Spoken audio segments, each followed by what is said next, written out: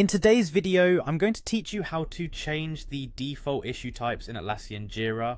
Whether you're a Jira veteran or new to the platform, this guide will clearly walk you through the process to ensure you can effortlessly customize your settings. So, let's dive right in. First, you'll want to navigate to your Jira dashboard. From here, look to the top right corner where you'll see a gear icon labeled Jira Settings.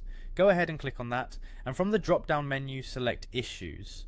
This area of Jira is dedicated to controlling the behavior and attributes of the issues you'll work with daily, so it's important to be familiar with it. Next, under the Issue Types header, you'll find an option called Issue Type Schemes. Click on this option as it's crucial for organizing how issues are categorized in Jira projects. The schemes are basically templates that define how issue types are grouped for various projects, allowing for consistency across your team. Now, you'll need to pinpoint the specific issue type scheme that your project already uses. This is necessary because changes to the default issue type should align with the specific scheme that your project operates under. Browsing through this list might feel overwhelming if you have multiple schemes, but take your time to locate the correct one. Once you've found the applicable issue type scheme, look to the right side of the schemes row where you'll see a set of 3 vertical dots. Clicking here opens a menu with several options. We're going to focus on the Edit option, as this is the key to modifying your default issue type. Upon selecting Edit, you'll see a drop-down menu specifically for the default issue type. This step allows you to choose a different issue type from the list provided.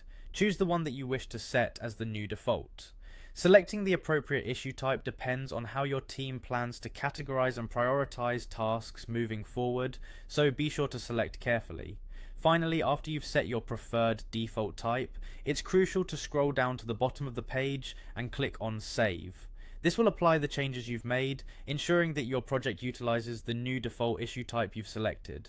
Always remember to save, as neglecting this step will result in any changes being lost. With these steps complete, you should now have successfully changed the default issue type for your Jira project. Taking the time to customize your issue types will greatly enhance your project management process, making it easier to sort, prioritize, and resolve issues efficiently. I hope this guide was helpful, and remember, customizing Jira to fit your workflow is critical in maximizing productivity. Thanks for tuning in, and happy issue tracking.